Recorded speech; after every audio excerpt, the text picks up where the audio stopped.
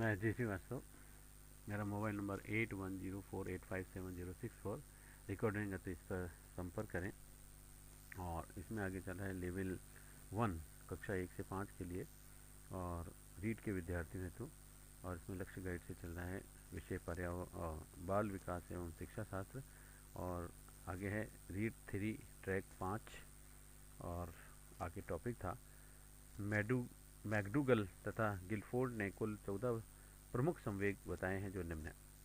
क्रोध, भय, वात्सल्य, अधिकार भावना, आमोद, भूख, कृतिभाव, कामुकता, आत्माभिमान, एकाकीपन, आश्चर्य, करुणा, आत्महीनता एवं घृणा। सभी संवेग एक समान नहीं होते हैं। कुछ संवेग तो अधिक तीव्र और कुछ कम तीव्र होते हैं। संवेग व्यक्ति को आपात स्थितियों अथवा आकस्मिक परिस्थितियों में भी सुरक्षा प्रदान करते हैं, क्योंकि इनकी संवेग व्यक्ति को आपात स्थितियों अथवा आकस्मिक परिस्थितियों में भी सुरक्षा प्रदान करते हैं। और क्योंकि इनकी उपस्थिति में व्यक्ति की क्रियाशीलता अधिक बढ़ जाने से वह खतरनाक स्थितियों में भी अपनी सुरक्षा कर सकता है। और है संवेगों के प्रकार। मनोवैज्ञानिकों ने भावों को दो प्रकार का माना है, एक तो सुखदायी व दूसरा दुखदायी। इसी प्रकार से कुछ संवेग तो सुखदायी व कुछ दुखदायी होते हैं। उदाहरणार्थ क्रोध, भय और घृणा दुखदायी संवेग हैं और प्रेम, दया व करुणा सुखदायी संवेग हैं। और संवेग दो प्रकार के होते हैं, एक तो सकारात्मक संवेग, ये संवेग सुखकर होते हैं और प्रेम, आमोद, आनंद, हर्ष, स्नेह, उल्लास आदि। और दूसरा नकारात्मक संवेग, ये कष्टकारक होते हैं और भय, क्रोध, चिंता, कष्ट, घृणा, ईर्ष्या आदि। और उसके बाद है क्रोध अथवा आक्रामकता की उत्पत्ति असंतोष एवं निराशा से ही होती है। बाल्यावस्था में क्रोध पर नियंत्रण अपेक्षाकृत कम होता है, परंतु किशोरावस्था में यह नियंत्रण अधिक हो जाता है। बालक के संवेगात्मक विकास को भी प्रभावित करने वाले कारक निम्न हैं, जैसे पहला तो थकान, दूसरा है स्वास्थ्य, तीसरा है मानसिक योग्यता, चौथा है अभिलाषा, पांचवा है परिवार, छठा माता पिता का दृष्टिकोण और सामाजिक स्थिति, आठवां है सामाजिक स्वीकृति, नौवां है निर्धनता और 10वां विद्यालय और 11वां है शिक्षक, 12वां कार्य का बोझ और 13वां है अपमानजनक व्यवहार आदि। सांवेगिक विकास और शिक्षा। बालक के संतुलित विकास में संवेगों का भी प्रभाव पड़ता है और संवेग व्यक्ति की अभिवृत्ति, जीवन मूल्य और भविष्य के व्यवहारों को प्रभावित करते हैं। संवेगों की कुछ के अच्छे और बुरे दोनों प्रकार के प्रभाव रहते हैं। संवेग प्रेरणा और आनंद के स्रोत होते हैं। बालक के संवेगों का जगाकर अध्यापक पाठ को रोचक और प्रभाव उत्पादक बना सकता है। बालक के वांछनीय संवेगों का अवमंदन नहीं करना चाहिए और ऐसा करने से बालकों में व्यवहारों में अस्थिरता, पूर्ण एवं विद्रोही भावनाओं का उद्वेग, विस्फोटन हो जाता है। बालकों को संवेगों द्वारा पर नियंत्रण करने का भी प्रशिक्षण देना चाहिए और शिक्षा का व्यवहार छात्रों के सांवेगिक विकास में भी महत्वपूर्ण भूमिका अदा करता है। शिक्षक को अपने छात्रों के प्रति भी सहानुभूति रखनी चाहिए। नैतिक विकास में नैतिक संकल्पनाओं तथा नैतिक व्यवहारों का सीखना भी शामिल है और इसका अर्थ है ईमानदारी, साहित्यिक निश्चलता, सामूहिक आदर्शों के अनुरूपी आचरण जैसे कि मूल्यों का अर्जन। और बच्चों के समाज यही अपेक्षा करता है कि वे इन मूल्यों को अपने जीवन में ढाले और उन पर चले। और नैतिक विकास बच्चों को सही व गलत में अंतर करना भी सिखाता है और यह वह प्रक्रिया होती है जिसमें कि बच्चे अंतरात्मा की आवाज़ को सुनना व स्वयं ही सही व गलत का फैसला करना प्रारंभ कर देते हैं। नैतिक विकास के पियाजे एवं कोहल वर्ग के दृष्टिकोण विशेष रूप से उल्लेखनीय है। पियाजे ने बच्चों के साक्षात्कार के आधार पर भी नैतिक विकास की 4 अवस्थाएं बताई हैं। एक तो अनियमित। पियाजे ने बालक की प्रथम 5 वर्ष की अवस्था को अनियमित अवस्था बताया है और ये कहा है जो कि कानून को महत्व नहीं देता है। और इस अवस्था में बालक न तो नैतिक होता है और न ही अनैतिक, अर्थात उसका व्यवहार नैतिक स्तर के नियंत्रित नहीं होता और खुशी और दुख उसके व्यवहारों को नियंत्रित करते हैं। दूसरा है विषम जातीय अधिकार। इस अवस्था में नैतिक विकास प्रौढ़ों के दबाव के फलस्वरूप होता है और नैतिक विकास का नियंत्रण बाह्य अधिकार तथा पुरस्कार और दंड के द्वारा ही होता है। तीसरा है विषम जातीय पारस्परता। इस अवस्था में नैतिक विकास समकक्ष का सहपाठियों के सहयोग से होता है और परंपरागत परस्परता पर निर्भर होता है। चौथा है स्वशासित। पियाजे इसे समान अवस्था कहता है और जब परस्परता की मांग समान हो जाती है तो इस अवस्था में व्यक्ति अपने व्यवहारों के लिए पूर्ण रूप से भी उत्तरदायी होता है। कोहलबर्ग ने सर्वप्रथम तो नैतिकता विकास सिद्धांत सन 1969 में दिया था तथा सन 1981 तथा सन 1984 में इसे संशोधित किया और उन्होंने प्रमुख 3 स्तर तथा प्रत्येक स्तर में 2 अवस्थाओं का वर्णन निम्न प्रकार किया है। पहला तो है प्री कन्वेंशनल स्तर। नैतिक विकास की इस अवस्था में बालक अपने से बड़े व्यक्तियों द्वारा भी निर्धारित मानदंडों, नियमों, रीतियों आदि का भी पालन करता है, करना ही नैतिकता समझता है। और कोहल वर्ग ने इस स्तर को दो अवस्थाओं में विभक्त किया है। एक तो प्रथम अवस्था, तो यह अवस्था दंड तथा आज्ञाकारिता पर आधारित होती है, और द्वितीय अवस्था, इस अवस्था में वे कार्य आते हैं जो कि बालक को स्वयं ही आवश्यकताओं तथा दूसरों की आवश्यकताओं की पूर्ति करते हैं। फिर है परंपरागत स्तर। इस अवस्था में आकर के बालक नैतिकता से संबंधित कुछ नियम स्वीकार कर लेता है, अतः समूह के नैतिक नियमों को भी अपना लेता है, और इस स्तर को भी दो अवस्थाओं में विभक्त किया गया है। तृतीय अवस्था, इस अवस्था में बालक समझने लगता है कि अच्छा व्यवहार वह है जो कि दूसरों को प्रसन्नता दे। और चतुर्थ अवस्था, इस अवस्था में नियम कानून तथा व्यवहारों नैतिकता का आधार होती है, और बालक के लिए वे कार्य व्यवहार नैतिक हैं जो कि समाज व राष्ट्र के नियम कानून तथा व्यवस्थाओं के अनुरूप है। फिर है पोस्ट कन्वेंशनल स्तर। इस स्तर पर व्यक्ति नैतिकता के अपने स्वयं के भी नियम और अपने मूल्यों और अपनी धारणाओं तथा मान्यताओं के आधार पर भी बना लेता है, और इसकी दो अवस्थाएं हैं। एक तो पंचम अवस्था। इस अवस्था में व्यक्ति सामाजिक संबंधों के संदर्भ में नैतिकता का भी निर्धारण करता है, और वह पंचम अवस्था, इस अवस्था में व्यक्ति सामाजिक संबंधों के संदर्भ में नैतिकता का निर्धारण करता है, और वह मानता है कि कानून स्थिर नहीं होते हैं, समाज की भलाई के लिए भी उन्हें परिवर्तित तथा तोड़ा जा सकता है। षष्ठम अवस्था में यह सार्वभौमिक नैतिकता की अवस्था है, और जब अब वह सार्वभौमिक नियमों के आधार पर भी स्वयं के नैतिक नियम बनाता है तथा उनका पालन करता है। नेक्स्ट, मनोगत्यात्मक विकास। बालक के शारीरिक विकास में गत्यात्मक विकास का भी महत्वपूर्ण स्थान है, और वे ये दोनों ही एक दूसरे पर निर्भर करते हैं। शारीरिक विकास में परिपक्वता से बालक की क्रियाओं में भी स्नेह परिवर्तन आता जाता है, और बालक में क्रियाएं करने की भी क्षमता के विकास को ही गत्यात्मक विकास कहते हैं। क्रो एवं क्रो के अनुसार गत्यात्मक विकास में आशय उन शारीरिक क्रियाओं से है जो कि नाड़ियों एवं मांसपेशियों की क्रियाओं के समन्वय द्वारा संभव होती है, और आशय होती है। और गत्यात्मक विकास की विशेषताएं, बालकों में गत्यात्मक विकास में कुछ विशेषताएं पाई जाती हैं जो कि इस प्रकार हैं। जैसे क्रमबद्धता। बालक का विकास भी आकस्मिक रूप से भी नहीं होता है, परंतु उसमें क्रमबद्धता पाई जाती है, और इसके संबंध में दो सिद्धांत हैं। सिर से पैर की ओर का सिद्धांत। इसके अनुसार विकास का क्रम सिर से आरंभ होता है, और इसके बाद में भुजाओं, हाथ, धड़ और पैरों का विकास होता है। फिर एक केंद्र बिंदु से बाहर की ओर का सिद्धांत। इसके अनुसार विकास की क्रिया केंद्र में पहले प्रारंभ होती है, और बालक पैरों के बल चलने में पूर्व टांगों की मांसपेशियों पर भी नियंत्रण करना पहले सीखता है। फिर सामान्य से विशिष्ट की ओर बालक जो है पहले सामान्य अथवा सरल क्रियाएं करना सीखता है, और तत्पश्चात वह विशिष्ट या फिर कठिन क्रियाओं को भी करता है। और जैसे कि बालक सर्वप्रथम चलना सीखता है और फिर दौड़ना और प्रारंभ करता है।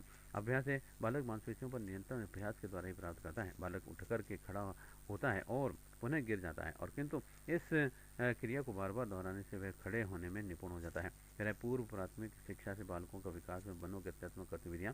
पूर्व प्राथमिक शिक्षा के बालकों को पूर्ण स्वतंत्रता देना भी उचित है, लेकिन प्रकृतिवादियों द्वारा प्राकृतिक दंड की विचारधारा उचित प्रतीत नहीं होती है। कठोर अनुशासन अथवा शारीरिक दंड या फिर अन्य किसी बाहरी हस्तक्षेप द्वारा उनकी स्वतंत्रता में दखल देने से उनकी मूल प्रवृत्ति का दमन हो जाता है। फिर पूर्व प्राथमिक शिक्षा के बालकों के स्वाभाविक विकास के लिए भी यह आवश्यक है कि वे अपनी योग्यता, रुचि, आवश्यकता, रुझान आदि के अनुसार ही कार्य करें, और यदि विद्यालय में से स्वतंत्रता होगी तो निश्चित रूप से वे स्वयं अनुशासित हो जाएंगे। इसे तो शिक्षकों को उनकी योग्यता, रुचि, आवश्यकता के अनुसार ही उनमें से ऐसे नैतिक गुणों को भी विकसित करना चाहिए जिससे कि बालक स्वयं अनुशासन के लिए प्रेरित हो सके। बालकों के कार्य और हमें हस्तक्षेप। वर्तमान समय में बालक के स्वतंत्रता पूर्वक अधिगम पर भी बल दिया जाता है, और मनोवैज्ञानिकों का मत है कि बालक स्वयं जितना अधिगम कर सकता है उतना किसी भी दूसरे के द्वारा बताने पर नहीं कर सकता है, और हमें उनके कार्यों में जो है अनावश्यक रूप से भी हस्तक्षेप नहीं करना चाहिए। हस्तक्षेप से उनके विकास में बाधा आ जाती है। मेरे आदर्शवादियों की धारणा है कि बालक पर अध्यापक के व्यक्तित्व, ज्ञान व चरित्र का भी प्रभाव अप्रत्यक्ष रूप से भी पड़ता है। जैसे कि आचरण अध्यापक करता है वैसे ही छात्र भी करते हैं। वह प्रयोजनवाद, उद्देश्यपूर्ण शिक्षा पर बल देता है, और इसके अनुसार ही शिक्षा का प्रयोजन होना चाहिए। बालकों को उनकी रुचि, आवश्यकता, स्तर व क्षमता के अनुसार सीखा देना चाहिए, और किंडरगार्टन पद्धति तथा मॉन्टेसरी पद्धति के भी बालक की क्रियाओं में भी हस्तक्षेप रहित शिक्षा पर बल देती है, और साथ ही नृत्य, गान, शारीरिक व्यायाम, खेलकूद आदि को अधिगम का सशक्त माध्यम मानती है। फिर मनोगत्यात्मक गतिविधियाँ। मनोगत्यात्मक गतिविधियों का तात्पर्य बालक में ज्ञान की, इंद्रियों के विकास के साथ साथ ही इंद्रियों की सहायता से विभिन्न प्रकार की गतिविधियों का विकास होता है, और प्रत्येक बालक अपने जन्म के साथ ही कुछ जन्मजात प्रवृत्तियों को भी लेकर के पैदा होता है, और जो सहज क्रियाएं होती हैं धीरे धीरे उनका विकास होता जाता है, और तथा यह विकास ज्ञानेंद्रियों तथा मन के साथ में जुड़ा होता है। बहुत सी मनोगत्यात्मक गतिविधियाँ जैसे चूसना, देखना, वस्तुओं को पकड़ना, वस्तुओं तक पहुंचना आदि जन्मजात होती हैं, जिनका चरणबद्ध विकास होता जाता है। फिर मनोगत्यात्मक गतिविधियों का विकास इसमें मनोगत्यात्मक गतिविधियों की एक श्रृंखला होती है जो कि अभ्यास द्वारा सीखी जाती है, जिसमें कि नाड़ियों एवं मांसपेशियों का भी समन्वित व संगठित कार्य करना निहित होता है। प्रारंभ में बच्चे जब कौशल अर्जित करना शुरू कर देते हैं तो उनकी शारीरिक गतिविधियां असमन्वित एवं अनुसंतुलित प्रकार की होती हैं, और परंतु धीरे धीरे बच्चे अन्य कौशलों को भी सीखते हैं और सीखते जाते हैं तथा उनकी क्रियाओं एवं कार्यों में भी सुधार होता जाता है। प्रारंभिक अवस्था की मनोगत्यात्मक गतिविधियों प्राय उन हस्त गतिविधियों एवं पैर गतिविधियों कहलाती हैं। फिर मनोगत्यात्मक गतिविधियों के विकास और को प्रभावित करने वाले कारक हैं। मनोगत्यात्मक गतिविधियों के विकास के लिए भी परिपक्वता एवं सीखना दोनों ही महत्वपूर्ण है। बालक में के मनोगत्यात्मक गतिविधियों के विकास को भी निम्न कारक महत्वपूर्ण एवं रूप से भी प्रभावित करते हैं, जैसे आहार एवं व्याधियाँ। बच्चों के भोजन में उनके सामान्य विकास एवं वृद्धि के लिए भी आवश्यक पौष्टिक तत्वों की कमी अपर्याप्त आहार कहलाता है, और जन्म से पूर्व तथा प्रारंभिक शिशुअवस्था में बालक को आहार यदि अपर्याप्त रूप से भी प्राप्त होता है तो उसकी मनोगत्यात्मक गतिविधियों का भी विकास अवरुद्ध हो जाता है। यदि बच्चा लंबे समय तक कमजोर अथवा बीमार रहता है तो उसकी मनोगत्यात्मक गतिविधियों के विकास का प्रारंभ देर से हो पाता है। शारीरिक स्वास्थ्य में मनोगत्यात्मक गतिविधियों और कौशलों का विकास बच्चे की शारीरिक स्वस्थता पर भी निर्भर करता है। प्रायः देखा गया है कि शारीरिक रूप से भी दुर्बल बच्चों में बैठना, खेलना, दौड़ना आदि मनोगत्यात्मक गतिविधियों का विकास देर से प्रारंभ होता है। फिर यौन भिन्नताएं, ऐसे बच्चे शीघ्र ही मनोगत्यात्मक गतिविधियां सीख लेते हैं जिनमें की अधिक शक्ति होती है। गतिविधियां सीखने में लड़के लड़कियों की अपेक्षा अधिक तीव्र होते हैं, और इसके अतिरिक्त हस्त कारीगरी, सिलाई, बुनाई, पाक कला आदि में लड़कियां एवं मशीनी तकनीक तथा विभिन्न चीज़ों को बनाने की कला में लड़के अधिक निपुण हो जाते हैं।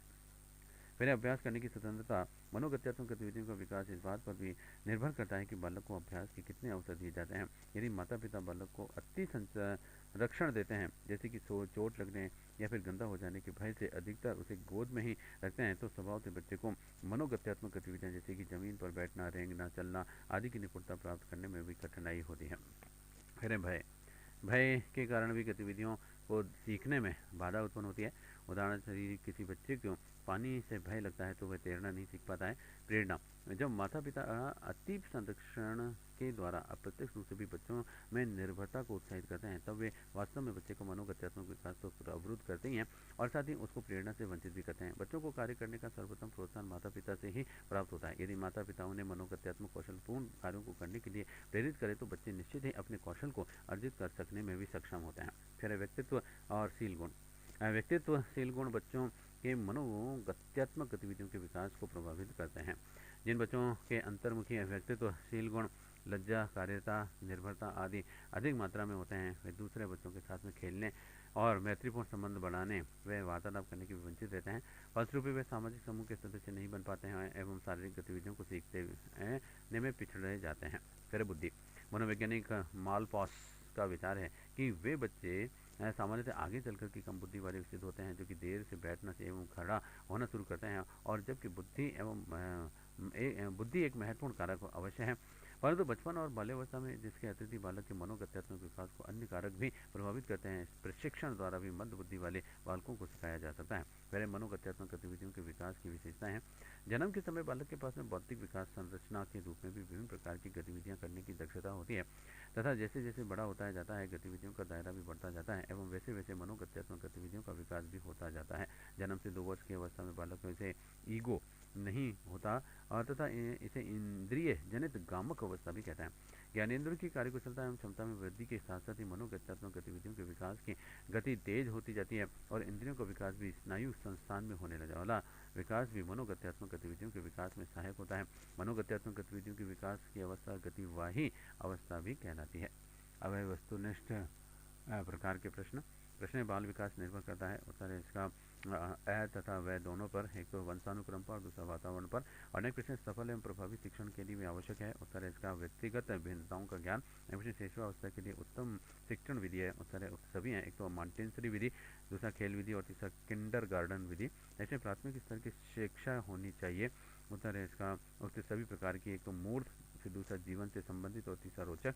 नेक्स्ट प्रश्न है प्राथमिक स्तर की शिक्षा में होना चाहिए, उत्तर है छात्र सक्रियता पर आधारित। जैसे प्रारंभिक स्तर की शिक्षा में महत्व देना चाहिए, उत्तर है इसका समन्वय को। और इसे करके सीखना किस अवस्था के लिए उपयुक्त है, उत्तर है उक्त सभी के लिए, जैसे शिशुअवस्था, बाल्यावस्था और किशोरावस्था। जैसे किंडरगार्टन शिक्षण पद्धति का विकास किया था, उत्तर है फ्रावेल ने। और नेक्स्ट क्वेश्चन, जीवन का सबसे महत्वपूर्ण काल किसे कहा जाता है? उत्तर है इसका शिशुअवस्था को। ऐसे 20वीं शताब्दी को बालक की शताब्दी किसने कहा था? उत्तर है क्रो ने। ऐसे शिशुअवस्था को सीखने का आदर्श काल किसने माना है? उत्तर है वैलेंटाइन ने। ऐसे जीवन का अनोखा काल किसे कहा गया है? उत्तर है बाल्यावस्था को। जैसे किसने कहा है कि बाल्यावस्था वह समय है जबकि व्यक्ति के आधारभूत दृष्टिकोण, मूल्य और आदर्शों का बहुत ही सीमा तक निर्माण होता है। उत्तर है इसका ब्लेयर, जॉन्स व सिम्पसन ने। ऐसे शारीरिक विकास की गति किस अवस्था में न्यूनतम हो जाती है? उत्तर है बाल्यावस्था में। ऐसे नवजात शिशु में हड्डियों की संख्या कितनी होती है? उत्तर है इसका 270। ऐसे किसने कहा है कि सामाजिकरण की प्रक्रिया दूसरे व्यक्तियों के साथ में शिशु के प्रथम संपर्क से आरंभ होती है और आजीवन चलती रहती है? उत्तर है इसका सारे व टेलफोर्ड ने। और नेक्स्ट है किसके अनुसार सामाजिक विकास का अर्थ सामाजिक संबंधों में परिपक्वता प्राप्त करना है? उत्तर है इसका हरलॉक। जैसे गिलफोर्ड ने संवेगों को कितने वर्ग बनाए हैं?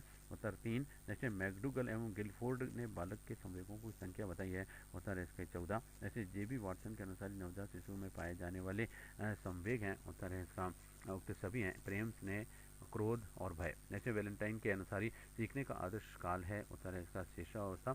ऐसे किस मनोवैज्ञानिक ने बाल विकास का वैज्ञानिक विश्लेषण प्रस्तुत किया? उत्तर है इसका पेरिस्टोलॉजी ने। ऐसे कोल के संवेगात्मक विकास का अनोखा काल किस अवस्था को कहा है? उत्तर है इसका बाल्यावस्था को। जैसे किस अवस्था में संवेगों की अस्थिरता सर्वाधिक होती है? उत्तर है शिशु अवस्था। जैसे सिंगमंड फ्राइड के अनुसार किस अवस्था में बालक ने आत्मनैतिकता प्रारंभ हो जाती है? उत्तर है इसका 6 से 11 वर्ष। नेक्स्ट बालक में किस आयु में सामान्य वाक्यों में त्रुटि सुधार की प्रवृत्ति विकसित हो जाती है? उत्तर है इसका 12 वर्ष। जैसे अपने वातावरण के कुछ पक्षों के प्रति भी व्यक्ति में नियमित भाव, विचार व कार्य करने की पूर्ण वृत्ति भी अभिवृत्ति कहलाती है। यह मत किस मनोवैज्ञानिक का है? उत्तर सिकॉर्ड व बैकमैन का। जैसे मनोवृत्ति के विकास के लिए भी शिक्षक को किन विधियों का प्रयोग करना चाहिए? उत्तर है उपरोक्त सभी का, सूचना तथा प्रचार का, संपर्क का और समूह प्रकार का। जैसे अभिवृत्ति को व्यक्ति के संसार से के किसी भी अंग के प्रति प्रेरणात्मक, संवेगात्मक, प्रत्यक्षात्मक एवं ज्ञानात्मक प्रतिक्रियाओं के स्थायी संगठन के रूप में परिभाषित किया जा सकता है। अभिवृत्ति के बारे में ऐसी परिभाषा किस मनोवैज्ञानिक ने दी है? उत्तर है इसका क्रैच एवं क्रचफील्ड का। That's all.